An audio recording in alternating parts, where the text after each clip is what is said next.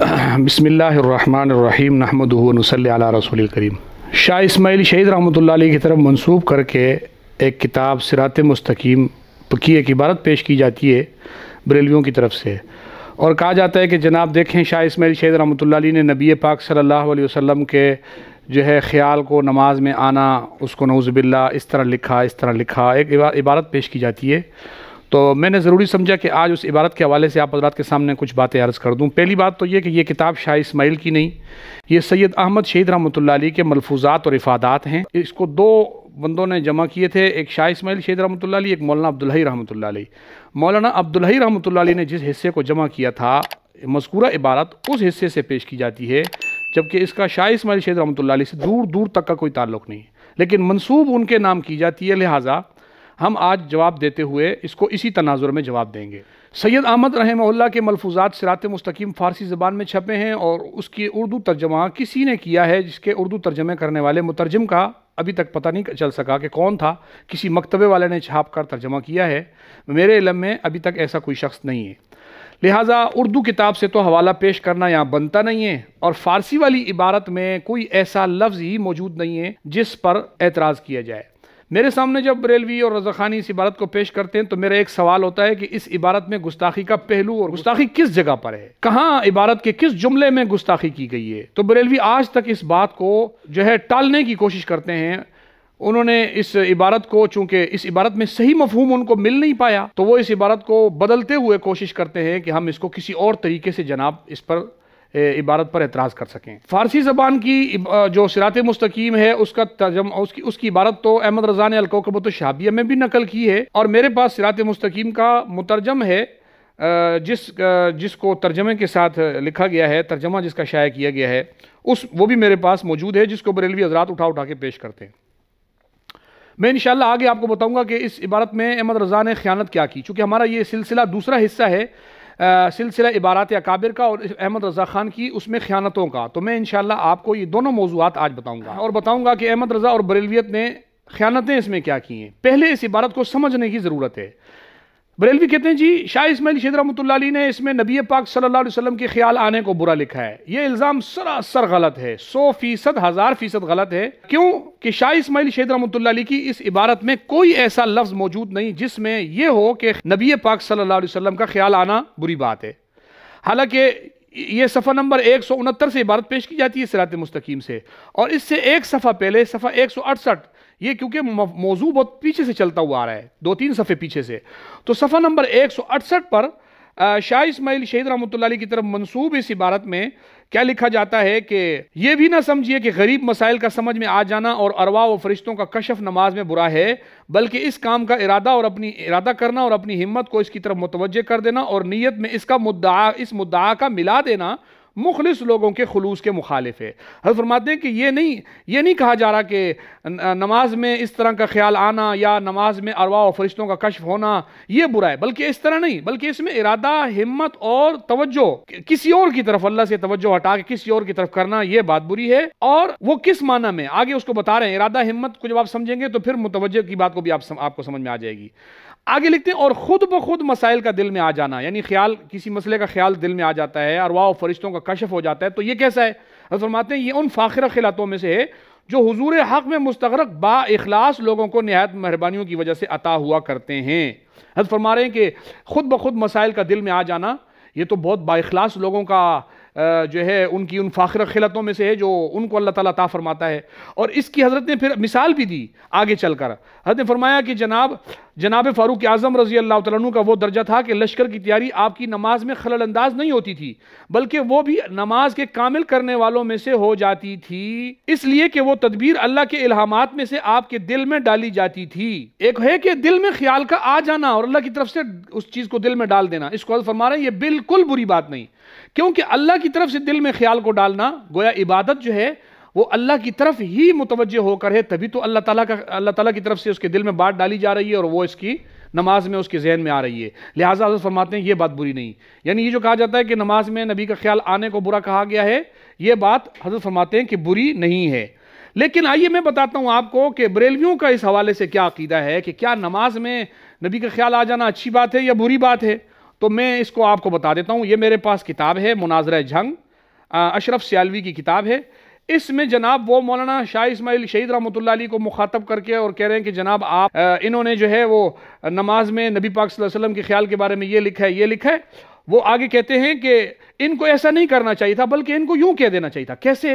ظاہر ہے کہ یوں تب کہہ دینا چاہیے تھا نا کہ جب یہ عقیدہ بریلویوں کا ہوگا. تو کہتے ہیں ان کو کیسے کہنا چاہیے تھا؟ کہتے ہیں وہ تصور سے منع کر دیا جاتا کہ حضور کا خیال ہی نہ آنے دیا جائے اور نماز کے اندر سرکار کی طرف توجہ نہ کی جائے کیونکہ اس میں تعظیم مصطفیٰ پیدا ہوگی، اللہ کی توحید میں خلل آئے گا. اتنا ہی کہہ دینا کافی تھا. مسئلہ سمجھانے کے لیے یہ الفاظ موجود تھے. یا یوں کہہ دیا جاتا کہ اگرچہ سرکار کا خیال ہی کیوں نہ ہو اس طرف متوجہ نہیں ہونا چاہیے، ادھر سے توجہ ہٹا لینی چاہیے تاکہ ایسی تعظیم لازم نہ آئے جو توحید کے منافی ہو. حضرت فرما رہے ہیں یہ بریلوی مسلک کے اشرف سیالوی یہ سرے سے خیال کے آنے کی نفی کر رہے ہیں کہ نماز میں نبی کا خیال ہی نہیں آنے دینا چاہیے کیونکہ اس سے توحید میں فرق آتا ہے. تعظیم مصطفیٰ آئے گی تو توحید میں فرق آئے گا. یہ بات آپ کے بریلوی مسلک کے لکھ رہے ہیں. تو خیال آنے یا نہ آنے کی بات میں الحمدللہ علماء دیوبند کا مسلک تو یہ ہوا کہ ہم خیال کے آنے کو اچھا سمجھ رہے ہیں. یعنی کن کو خیال آنا چاہیے؟ وہ فاخرہ خلاتوں والوں کو، اللہ کے ولیوں کو، ہر آدمی کو نہیں. لیکن آپ کے بریلوی جو ہے وہ خیال آنے کو ہی سرے سے توحید کے منافی سمجھ رہے ہیں. تو یہ تو نظریہ آپ کا ہوا، ہمارا نہیں ہوا. ایک بات. دوسری بات، اس عبارت میں کیا برائی ہے؟ تو کہا جی توجہ نبی پاک صلی اللہ علیہ وسلم کی طرف تو ہوگی. جیسے کہ بعض بریلوی اس پر پیش کرتے ہیں کہ جناب دیکھو نماز میں آپ جو ہے درود پڑھیں گے تو توجہ ہوگی، جب آپ یہ کریں گے تو توجہ ہوگی، یہ کریں گے تو توجہ ہوگی. صحابہ اکرام نماز پڑھا کرتے تھے تو آپ صلی اللہ علیہ وسلم آگے ایک مرتبہ آپ نے جو ہے نا بیماری کی حالت میں آپ جو ہے علیل تھے تو آپ نے روزہ رسول کا پردہ ہٹا کے دیکھا تو صحابہ اکرام فرما رہے تھے کہ ہمیں ڈر تھا کہ نماز نہ ٹوٹ جائے. تو اس طرح کے الفاظ لا کر کہتے دیکھو جی صحابہ اکرام کو نبی کا خیال آتا تھا. یہ دیکھو جی حالانکہ بات خیال کی نہیں ہو رہی.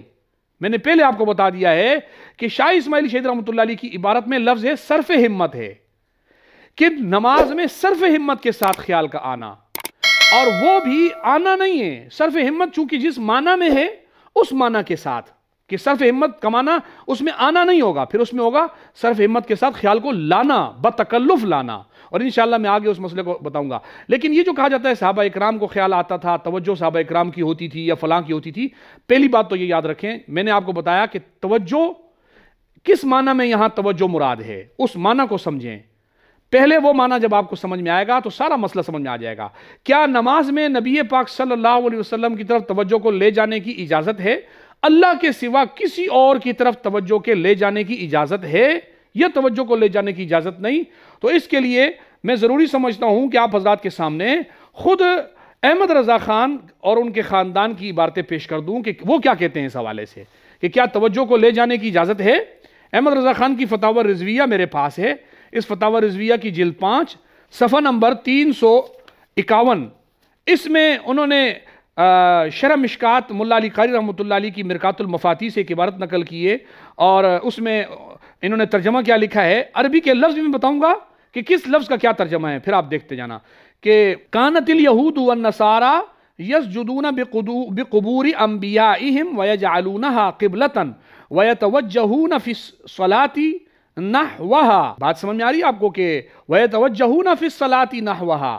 یہود و نصارہ، ترجمہ سنیں احمد رضا کا، یہود و نصارہ اپنے انبیاء کی قبروں کو سجدہ کرتے تھے، انہیں اپنا قبلہ بناتے تھے اور نماز میں انہی کی طرف منہ کرتے تھے. یعنی یہ توجہ کا ترجمہ کر رہے ہیں. یہ عمل یہود و نصارہ کا ہے کہ وہ نماز میں انبیاء کی طرف توجہ کرتے تھے. یہ احمد رضا خان نقل کر رہا ہے، یہ میں نہیں کہہ رہا ہوں، یہ عبارت احمد رضا خان کی ہے. اسی طریقے سے احمد رضا خان نے جو دوسری عبارت نقل کی ہے وہ علامہ طورپشتی کی عبارت نقل کی ہے اور اس میں بھی انہوں نے یہی نقل کیا ہے کہ یہود و نصارہ کیا کرتے تھے اور اس پر آگے چل کر وہ کہتے ہیں وَالتَّوَجُّ إِلَىٰ قُبُورِهِمْ فِي حَالَةِ الصَّلَاةِ کہ وہ نماز میں ان کی طرف توجہ کرتے تھے، منہ کرتے تھے. اور یہ دونوں طریقے ناپسندیدہ ہیں. احمد رضا کہتا ہے کہ یہود و نصارہ نماز میں انبیاء کی طرف توجہ کرتے تھے، ان کی طرف منہ کرتے تھے اور یہ ناپسندیدہ ہے. یہ جو توجہ کا لفظ ہے نا، آپ اس کو خیال مانا کریں، توجہ کریں، یہ احمد رضا خان اس عبارت کو نقل کر رہا ہے اور باقاعدہ بتا رہا ہے کہ یہ یہود و نصارہ کا طریقہ ہے کہ کیونکہ نماز اللہ کے لیے عبادت کی جا رہی ہے، اس میں غیر اللہ کی طرف توجہ یا نبی پاک صلی اللہ علیہ وسلم کی طرف توجہ کرنے کو احمد رضا خان منع کر رہا ہے. اور یہ میرے پاس احمد رضا خان کے والد کی کتاب ہے جواہر البیان. اس جواہر البیان میں احمد رضا خان نے بہت ساری جگہوں پر اس مسئلے کو لکھا ہے۔ یہ صفحہ نمبر 44 پر جواہر البیان میں احمد رضا خان نے کیا لکھا ہے؟ کہتا ہے پہلا مرتبہ کاننا کا تراہو، اہل محبت کا ہے کہ دل ان کا مشاہدہ محبوب میں مستغرق ہے کہ دون حق سے اصلاً کام نہیں رکھتے، خصوصاً جس وقت محبوب اپنے حضور بلاوے اور ملاقات و مناجات سے مشرف ہوئے، اس وقت دنیا و مافیہ کو گوشہ چشم سے نہیں دیکھتے بلکہ نعمت دو عالم کی طرف التفات نہیں کرتے، نعمت دو عالم کی طرف التفات نہیں کرتے، ان کی طرف توجہ نہیں کرتے۔ سن لیں اے عزیز، اگر مجنوں کو وصل لیلا کی بشارت دیتے۔ آگے چل کے کیا کہتے ہیں؟ ام المومنین عائشہ صدیقہ رضی اللہ تعالیٰ عنہ فرماتی ہیں کہ ہم اور حضرت صلی اللہ علیہ وسلم باتیں کرتے تھے، جب نماز کا وقت آتا تو یہ حال ہو جاتا گویا آپ ہمیں اور ہم انہیں نہیں پہچانتے۔ نماز کا وقت آتا تو آپ ہمیں اور ہم انہیں نہیں پہچانتے۔ یہ احمد رضا خان صاحب کے والد صاحب نے اپنی کتاب جواہر البیان میں اس عبارت کو نقل کیا ہے۔ اسی طریقے سے جناب یہ صفحہ نمبر، اس کے بعد صفحہ نمبر 52 پر احمد رضا کے والد کیا فرماتے ہیں؟ آپ عبارت سن لیں کہ وہ فرماتے ہیں، علماء فرماتے ہیں کہ جو معنی تکبیر کے نہیں جانتا سخت جاہل ہے، اور جو جان کر خدا کے حضور اپنے نفس یا دوسرے کی طرف مائل ہے، وہ چیز اس کے نزدیک خدا سے زیادہ بڑی اور اس نامراد کی مراد اصلی و معبود حقیقی ہے۔ یہ کہتا ہے کہ جو آدمی اپنے نفس سے کسی اور کی طرف مائل ہوتا ہے نا نماز میں، گویا کہ اس کے نزدیک وہ نماز میں اس کا معبود حقیقی وہ دوسرا والا ہے۔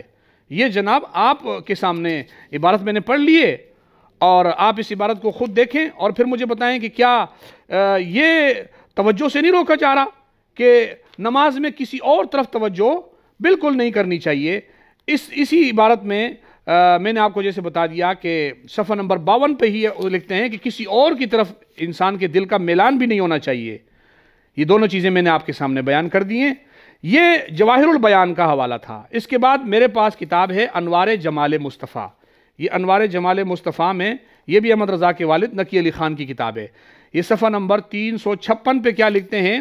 معنی اللہ اکبر کے یہ ہیں کہ خدا تعالیٰ بہت بڑا ہے، اگر ان معنی کو نہیں جانتا جاہل ہے، اور جو جانتا ہے اس کا دل خدا کے حضور میں دوسرے کی یا اپنے بڑائی اور بزرگی کی طرف مائل ہے، وہ چیز اس کے نزدیک خدا سے بزرگ و برتر ہے۔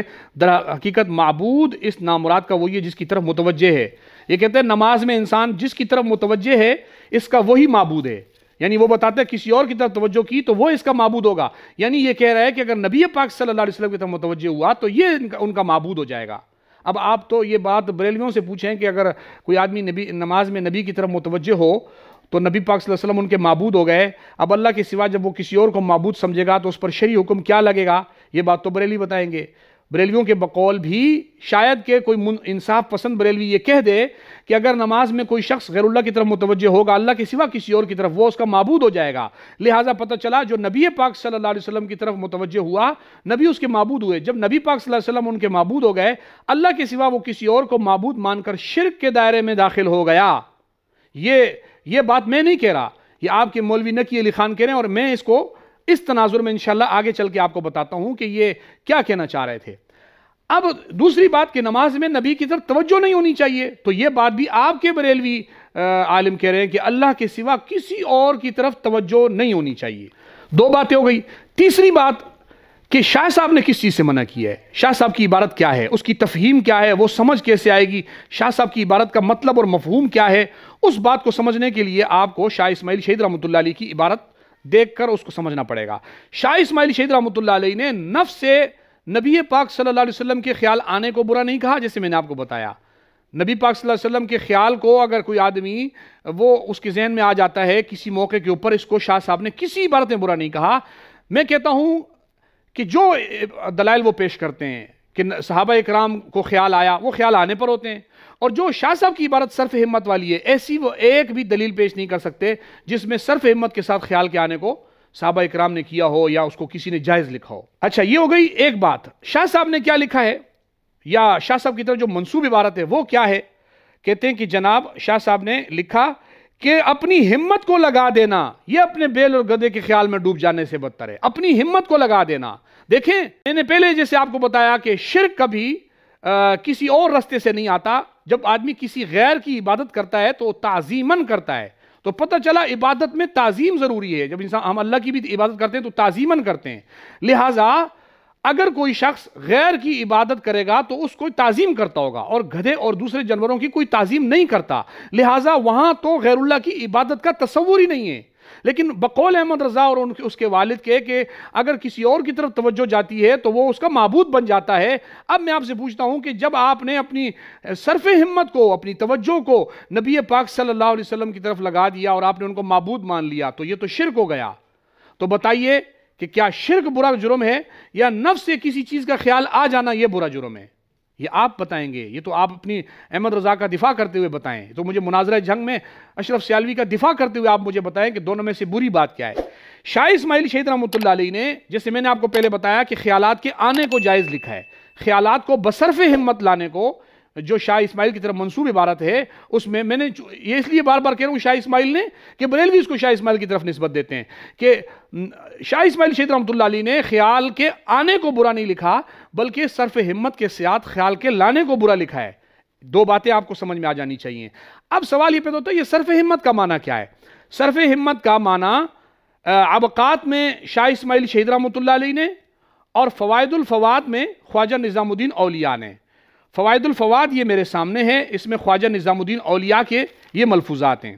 صفحہ نمبر 207 پر خواجہ نظام الدین اولیاء کے ملفوظات جو پنجاب اوقاف پنجاب سے چھپے ہیں، محکمہ اوقاف سے، اس میں حاشیے میں ہمت کی تشریح و تعریف لکھتے ہوئے لکھتے ہیں کہ اسے ارادہ کہتے ہیں جب اس میں مزید پختگی پیدا کر لی جاتی ہے تو اسے ہمت کہتے ہیں۔ اپنے لیے کسی اور کے لیے اپنی قوتوں اور جمیع قوائے روحانیہ کے ساتھ حق تعالیٰ کی جانب متوجہ ہونا بھی ہمت ہے۔ اللہ کی طرف متوجہ ہو جانے کا نام ہمت ہے۔ یعنی مطلب یہ ہوا کہ جب اللہ کی جانب جو توجہ کی جاتی ہے اسے ہمت کہا جا رہا ہے، تو یہ ہمت جو ایک معبود کی طرف کی جاتی ہے، جب آپ وہ والی ہمت کسی اور کی طرف کریں گے تو مولوی نقی علی خان احمد رضا کے والد کے بقول آپ اس کو معبود مان رہے ہیں۔ جب آپ اس کو معبود مان رہے ہیں تو وہ شرک کے دائرے میں داخل ہو جاتا ہے۔ یہ ہمت کا معنی خواجہ نظام الدین اولیاء نے لکھا ہے، اور آگے لکھتے ہیں کہ ہمت کے مؤثر ہونے کے لیے یقین بہت ضروری ہے۔ اسی طریقے سے یہ میرے پاس ابقات ہے کتاب شاہ اسماعیل شہید رحمۃ اللہ علیہ کے ملفوظات۔ شاہ اسماعیل شہید رحمۃ اللہ علیہ نے یہاں ہمت کا عنوان باندھا ہے، اور ہمت کا عنوان باندھ کر وہاں لکھتے ہیں کہ کسی امر کے ضرر رساں امر کے ازالے پر اپنی قوت واہمہ کی جانب کی توجہ کو مرتکز کریں، یا کسی کے دل میں اپنی محبت ڈالنا چاہیں تو وہ جیسا وہ چاہتے ہیں وہی واقع ہو جاتا ہے، تو اس اصطلاح کا نام ہمت ہے۔ اس میں بھی حضرت نے یہی لکھا کہ ہمت ایک خاص معنی ہے اپنی قوت واہمہ کی توجہ کو مرکوز کریں۔ ایک آدمی اپنی مضبوط قوت کے ساتھ کسی کی جانب جو ہے وہ اپنی توجہ کو مرکوز کرتا ہے۔ اور میں نے بتایا اس عبارت کو سمجھنے کے لیے آپ کو مولوی نقی علی خان کی اس عبارت کو دیکھنا پڑے گا۔ جب وہ عبارت کا دفاع آپ کر لیں گے تو اس عبارت کا دفاع خود بخود ہو جائے گا۔ بریلوی جس دن مولوی نقی علی خان اور احمد رضا کی عبارتوں کا دفاع اس موضوع پہ کر لیں گے، شاہ اسماعیل کی عبارتوں کا دفاع خود بخود ان کی زبان سے ادا ہو جائے گا، لیکن نہ وہ ان عبارتوں کا دفاع کرتے ہیں، صرف اور صرف اعتراض کرتے پھرتے ہیں۔ اسی طریقے سے یہ صراط مستقیم جو ہے شاہ اسماعیل شہید رحمۃ اللہ علیہ کی طرف منسوب جو نقل کیے گئے ملفوظات ہیں، یہ جناب اس کے اندر صفحہ نمبر 18 پہ شاہ اسماعیل شہید رحمۃ اللہ علیہ کیا لکھتے ہیں آپ اس کو بھی دیکھ لیں۔ حضرت نے وہاں لکھا اس کی طلب میں کمر ہمت چست باندھ کر جو ہیلا اپنی فقر کے کیسہ میں رکھتا تھا، یہ عبارت یہاں کمر ہمت کا لفظ استعمال کیے، اور آگے لکھتے ہیں اسی تناظر میں آگے چل کر لکھتے ہیں کہ حتیٰ کہ اپنے نفس سے بھی غافل اور بے خبر ہو جانا، اسی طرح دوسری حب عقلی کا ثمرہ فنائے ہمت ہے، یعنی جو بات کہتا ہے جو کچھ سنتا ہے اسی کی طرف سے سنتا ہے، اور جس نظر و فکر کا نتیجہ محبوب کے حاصل کرنے اور اس کے راستے میں چلنے کے سوا کچھ اور ہو۔ یہاں تک حضرت فرما رہے ہیں کہ اپنے نفس کو کسی چیز کی طرف ایسا متوجہ کر دینا کہ باقی چیزوں سے غافل اور بے خبر ہو جانا، اور جو بات کہو یہی اسی کی بات ہے، اسی کی سن رہا ہو، اس کے سوا کسی اور کی نہ سن رہا ہو، کسی اور کی طرف توجہ نہ ہو، یہ ہمت اس کو کہا جاتا ہے۔ تو ایک آدمی جب نماز میں اللہ تعالیٰ کا خیال ہی ذہن سے نکال دے، کیونکہ ہمت کا معنی تو شاہ صاحب کی اس عبارت کو دیکھ کر یہی پتہ چل رہا ہے کہ حضرت کے نزدیک ہمت کا معنی یہ ہوا کہ گویا اللہ کا خیال ذہن سے نکل گیا اور ایک ہی طرف متوجہ ہو گیا ہے کہ اسی کی سن رہا ہے، اسی سے کہہ رہا ہے، باقی سب سے غافل اور بے خبر ہے۔ ایک آدمی اللہ سے غافل بے خبر ہو کر اللہ کی سنے بھی نہیں، اللہ سے کہے بھی نہیں، نبی پاک صلی اللہ علیہ وسلم کی طرف اس قسم کی ہمت کو باندھ لے، تو بتاؤ یہ آپ کی شریعت کی روح میں یہ جائز ہوگا؟ یہ آپ ہی ہمیں بتا دیں۔ شاہ اسماعیل شہید رحمۃ اللہ علیہ نے اس مسئلے کو بھی حل کر دیا۔ گویا شاہ اسماعیل شہید رحمۃ اللہ علیہ کی عبارت میں یہ ساری باتیں جو میں نے آپ کو بتائی، ان کے تناظر میں شاہ اسماعیل شہید رحمۃ اللہ علیہ کی عبارت بالکل بے غبار ہے۔ حضرت قطعاً نبی پاک صلی اللہ علیہ وسلم کے خیالات کے آنے کو برا نہیں کہہ رہے، بلکہ صرف ہمت کے ساتھ ان خیالات کے لانے کو، جس میں صرف ہمت ہو، ان کو برا کہا جا رہا ہے، اور یہ میں نے آپ کو بتا دیا۔ اچھا، اب آئیے کہ بریلویوں نے، احمد رضا خان نے اس عبارت کو کس طرح نقل کیا ہے، کیونکہ میں نے جیسے پہلے بتایا تھا کہ یہ خیانتیں، تو انشاءاللہ میں آپ کو بتاتا جاؤں گا کہ احمد رضا وہاں کیا خیانت کرتا ہے۔ احمد رضا نے یہاں پر یہ خیانت کی کہ شاہ اسماعیل شیخ رحمۃ اللہ علیہ کی اس عبارت کو فارسی میں نقل کیا، اور وہاں پر دو عبارتیں تھیں شاہ اسماعیل کی۔ ایک عبارت کیا تھی پہلے کہ از وسوسہ زنا خیال مجامعت زوجہ خود بہتر است۔ حضرت ایک مثال دے کر فرما رہے ہیں کہ علماء نے لکھا ہے کہ کسی آدمی کو اگر بدکاری کا خیال آ رہا ہو تو اس کو چاہیے کہ وہ اپنی بیوی سے مجامعت کا خیال کر لے، کیونکہ یہ خیال بہتر ہے اس خیال سے جو برائی والا خیال ہے، تو یہ اچھا خیال ہے۔ حضرت نے اس مسئلے کو ایک طرف بیان کیا، پھر آگے وصرف ہمت بسوئے شیخ، آگے وصرف ہمت بسوئے شیخ کا مسئلہ الگ بیان کیا کہ اس کو جو ہے کہ نماز میں نبی پاک صلی اللہ علیہ وسلم کی طرف صرف ہمت کے ساتھ خیال کرنا وہ بہت برا ہے، حتیٰ کہ اگر گوخر کا خیال بھی آ جائے تو وہ صرف ہمت والا خیال سے زیادہ برا ہے، کیونکہ اس میں معبود سمجھا جا رہا ہے اور گوخر کو معبود نہیں سمجھا جا رہا ہوگا، لہٰذا یہ خیال اس لیے برا ہوا صرف ہمت والا۔ یہ ایک بات کو سمجھیں، شاہ اسماعیل نے محض خیال کا آنا برا نہیں لکھا۔ یہ عبارت احمد رضا نقل کرنے کے بعد آگے اس پر کیا رنگ چڑھاتا ہے وہ دیکھنا۔ دو عبارتیں الگ الگ تھی کہ جو ہے بدکاری کے خیال سے انسان کا جو ہے نا وہ بیوی سے مجامعت کا خیال بہتر ہے، وہ الگ عبارت تھی، یہ الگ عبارت تھی۔ احمد رضا نے دونوں کو کیسے مکس کیا؟ مسلمانوں خدا را ان ناپاک شیطانی ملعون کلموں کو غور کرو، محمد رسول اللہ صلی اللہ علیہ وسلم کی طرف نماز میں خیال لے جانا۔ دیکھیں الفاظ کو کیسے لگا رہے ہیں، صرف ہمت اڑا دیا۔ ظلمت بالائے ظلمت ہے، کسی فاحشہ رنڈی کے تصور اور اس کے ساتھ زنا کے خیال کرنے سے بھی برا ہے، یا اپنے بیل یا گدھے کے تصور میں ہمہ تن ڈوب جانے سے بدرجہ بدتر ہے۔ اب آپ بتائیں یہ عبارت شاہ اسماعیل شیخ رحمۃ اللہ علیہ نے کہاں لکھی ہے، اور جو لکھی عبارت ہے اس کا یہ مفہوم کہاں سے نکلا کہ آپ نے نعوذ باللہ دو عبارتوں کو مکس کر کے ایک نتیجہ نکالا کہ نماز میں نبی کا خیال آ جانا نعوذ باللہ فاحشہ کے خیال سے بھی بدتر ہے، اور اس طرح کی باتیں یہ کہاں لکھا تھا شاہ اسماعیل شیخ رحمۃ اللہ علیہ نے، جو احمد رضا نے ان کے کھاتے میں ڈال دیا۔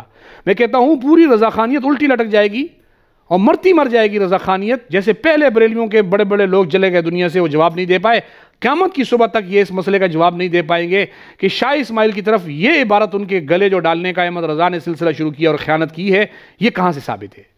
کتنا بڑا جرم کیا ہے، عبارت کو کہاں سے کہاں پہنچا دیا، دو عبارتیں الگ الگ کو مکس کر کے ان کا ایک الگ سے مفہوم بنا کر معجون مرکب تیار کر کے عوام کو دے دیا اور کہا جا دیکھو جی یہ تو نبی پاک صلی اللہ علیہ وسلم کے خیال کو نعوذ باللہ فاحشہ کے خیال سے برا کہہ رہے ہیں۔ اور آگے چل کر احمد رضا خان نے پھر نعوذ باللہ جو اپنے دل کی بھڑاس اتاری ہے، وہ الفاظ میں کہتا ہوں کوئی رضا خانی اگر ذرہ بھی ایمان کا اپنے اندر رکھتا ہوگا وہ ان الفاظ کی ادائیگی کرتے ہوئے ڈرے گا جو احمد رضا نے شاہ صاحب کے حوالے سے نقل کیے۔ کہتا ہے ان کو کیوں نہیں، ان کو نبی پاک صلی اللہ علیہ وسلم سے تکلیف کیوں نہیں ہونی چاہیے جناب؟ یہ اب دیکھیں کس طرح کہہ رہے، کہتا ہے کہ واقعی رنڈی نے دل نہ دکھایا، گدھے نے تو ان کو کوئی اندرونی صدمہ نہ پہنچایا، نیچا تو محمد الرسول اللہ نے دکھایا۔ نعوذ باللہ من ذالک، یہ کہتا ہے ان کو رنڈیوں نے کیا نقصان پہنچایا، ان کو تو نقصان نبی نے پہنچایا، نعوذ باللہ من ذالک۔ یہ احمد رضا کی عبارت ہے، بتائے کوئی اس کا دفاع کر کے کہ یہ کیا ہے؟ اس کا دفاع قیامت کی صبح تک بریلویت نہیں کر سکتی۔ یہ دوسری بات جو میں نے آپ کو بتائی۔ اب یہاں ایک چیز اور ذہن میں رکھو، بریلویوں کی طرف سے ایک اعتراض آتا ہے، جیسا کہ حنیف قریشی نے اپنے مناظرہ راولپنڈی کے اندر پروفیسر طالب الرحمان کے سامنے پیش کیا، اور ابھی چند دن پہلے بھی اس نے اپنی ویڈیو کے اندر جو ہے مفتی طارق مسعود صاحب کو جواب دیتے ہوئے بھی اس نے یہ بات بولی کہ جناب حضرت ام عائشہ صدیقہ رضی اللہ تعالیٰ عنہا۔ اب یہ ایک تیسری عبارت شاہ اسماعیل کی عبارت میں ایک تیسری برائی بیان کرنے کی کوشش کرتے ہیں، وہ کیا ہے؟ گستاخ کون کتاب چھپی ہوئی ہے حنیف قریشی کے مناظرے کی رویداد، اس میں بھی آپ دیکھ سکتے ہیں، اور اس کی ابھی نئی ویڈیو آئی ہے اس میں بھی یہ موجود ہے۔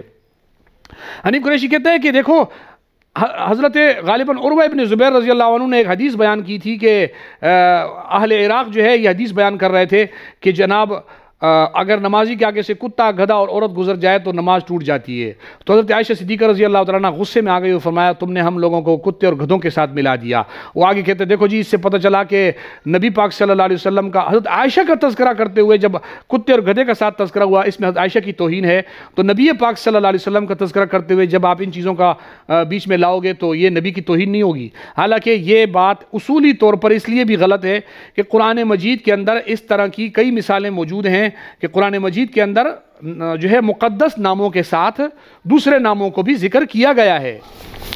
سورہ توبہ کے اندر قرآن کی ایک آیت ہے کہ اتخذوا احبارہم ورہبانہم اربابا من دون اللہ والمسیح ابن مریم۔ قرآن مجید کے اندر اس جگہ پر جو ہے عیسائیوں اور یہودیوں کے راہبوں اور جناب ان کے رہبانوں کا ذکر کیا ہے، اور ساتھ عیسیٰ ابن مریم کا ذکر کیا ہے۔ ایک اولو العزم پیغمبر کا ذکر ایسے موقع پہ ہوا کہ جہاں پر نبی پاک صلی اللہ علیہ وسلم جو اس وقت کے حضرت عیسیٰ علیہ السلام کا بھی تذکرہ ہو رہا ہے اور ان کا بھی ہو رہا ہے۔ تو جس طرح میں نے آپ کے سامنے یہ بات بیان کی کہ یہ کہتے ہیں کہ نبی پاک صلی اللہ علیہ وسلم کے نام کے ساتھ جناب آپ نے اس طرح کا گوہر کا ذکر کیا، اس میں نبی کی توہین ہے، حضرت عائشہ صدیقہ رضی اللہ تعالیٰ عنہ کی اس حدیث کو پیش کر کے۔ اب میں ایک بات آپ کو بتاؤں، حضرت عائشہ صدیقہ رضی اللہ تعالیٰ عنہ کی پہلے اس حدیث کو آپ کو سمجھنا ہوگا۔ کیوں کہ یہ حدیث جو حضرت عائشہ صدیقہ کی ہے کہ آپ فرماتی ہیں کہ تم نے ہمیں کتے اور گدھوں سے ملا دیا، اس کا کیا مفہوم ہے؟ اس کا مفہوم پہلے آپ کو سمجھنا ہوگا۔ اگر آپ اس کا مفہوم یہ لیں کہ حضرت عائشہ اس بات پر غمگین تھی کہ آپ نے ہمارا ذکر ان کے ساتھ کیوں کیا ہے، محض ذکر کی بنیاد پر اگر ان کا اعتراض ہوتا تو اس سے کیا نقصان لازم آئے گا، آپ اس پر غور کریں۔ نبی پاک صلی اللہ علیہ وسلم کی حدیث اہل عراق بیان کر رہے تھے، اور یہ خود یہ ہماری کتابوں میں، حدیث کی کتابوں میں موجود ہے یہ روایت۔ تو حضرت عائشہ کو ایک حدیث پر اعتراض ہوگا نعوذ باللہ، اگر کیونکہ حدیث میں ہی یہ تینوں کا ذکر ایک ساتھ ہوا تھا۔ وہاں جواب ایک اور ہے، وہ کیا ہے؟ حضرت عائشہ اس بات پر ناراض نہیں تھی کہ ہمارا ذکر ان کے ساتھ کیوں ہو رہا ہے۔ حضرت عائشہ صدیقہ رضی اللہ تعالیٰ عنہ کا جو ہے وہ ناراضگی کی وجہ یہ تھی کہ نبی پاک صلی اللہ علیہ وسلم نے ایک حدیث کو بیان فرمایا تھا، یہ حدیث نبی کی تھی، لیکن جب یہ منسوخ ہو گئی ہے، پھر منسوخ ہونے کے بعد اس حدیث کو آپ دوبارہ بیان کر رہے ہو، تو پھر آپ کا مقصود حکم بیان کرنا نہیں ہوگا، پھر آپ کا مقصود ہماری توہین ہوگا، کیونکہ حدیث تو منسوخ ہو گئی ہے۔ اب یہاں بیان کرنے کی کیا ضرورت تھی؟ کیونکہ اگر آپ صرف یہ سوچیں کہ حضرت عائشہ ان الفاظ پر ناراض تھی، تو پھر نعوذ باللہ یہ الفاظ تو نبی پاک صلی اللہ علیہ وسلم کے تھے، پھر تو آپ کا الزام حضرت عائشہ صدیقہ رضی اللہ تعالیٰ عنہ پہ آ جائے گا۔ یہ حنیف قریشی اور رضا خانیوں کی ایک بہت غلط سوچ ہے کہ اس طرح کہا جاتا ہے۔ اگر بالفرض یہی بات ہے تو میں نے آپ کو بتایا تھا کہ میرے پاس ایسے بہت سارے حوالہ جات ہیں جن حوالہ جات میں خود بریلویوں نے نبی پاک صلی اللہ علیہ وسلم کو مختلف قسموں کی چیزوں سے تشبیہ دی۔ نور العرفان میں صفحہ نمبر 588 صفحہ نمبر 34 پہ نبی پاک صلی اللہ علیہ وسلم کو سانپ سے تشبیہ دی گئی، وہاں پر نبی پاک صلی اللہ علیہ وسلم کے نام کے ساتھ سانپ کا ذکر کیا گیا۔ اسی طریقے سے جناب بہت ساری اور مقامات ہیں، وہ تبارک الذی نزل الفرقانہ کی تشریح تفسیر میں احمد رضا کی کنز الایمان کے حاشیے میں نور العرفان والا لکھتا ہے کہ جیسے کلبہم، ایسے جناب عبدہ، عبد نبی پاک صلی اللہ علیہ وسلم کا لقب وہاں پر آیا ہے، اس نے کلب سے تشبیہ دیا ہے۔ حضرت آدم علیہ السلام سے حضرت حوا نکلی تو وہ اعتراض کا جواب دے رہے ہیں کہ جناب حضرت حوا ان کی بیٹی اس لیے نہیں ہے کہ انسان کے جسم سے بہت سارے کیڑے نکلتے ہیں، وہ ان کے بیٹے نہیں کہلاتے، لہٰذا یہ وہاں حضرت حوا کے نام کے ساتھ کیڑوں کا ذکر کر رہا ہے۔ تفسیر نعیمی میں نبی پاک صلی اللہ علیہ وسلم کی بہت جگہ تشبیہات دی گئی ہیں آپ کے نام کے ساتھ دوسری چیزوں کو، حتیٰ کہ مواعظ نعیمیہ میں مفتی احمد یار خان نے لکھا ہے کہ جیسے الو کسی کو کہہ دو غصہ آ جاتا ہے، ایسے اللہ کے نام میں بھی تاثیر ہے، وہاں پر اس نے اللہ کے نام کو نعوذ باللہ الو کے ساتھ تشبیہ دی ہے اور اس کے ساتھ ذکر کیا ہے۔ اگر آپ کا یہ اصول ہے تو ان اصولوں کی بنیاد پر یہ سارے کے سارے اللہ اور نبی پاک صلی اللہ علیہ وسلم کی توہین کے مرتکب ہیں، کیونکہ انہوں نے اللہ کے نام کے ساتھ نبی پاک صلی اللہ علیہ وسلم کا نام کے ساتھ جو ہے وہ بری چیزوں کا تذکرہ کیا ہے۔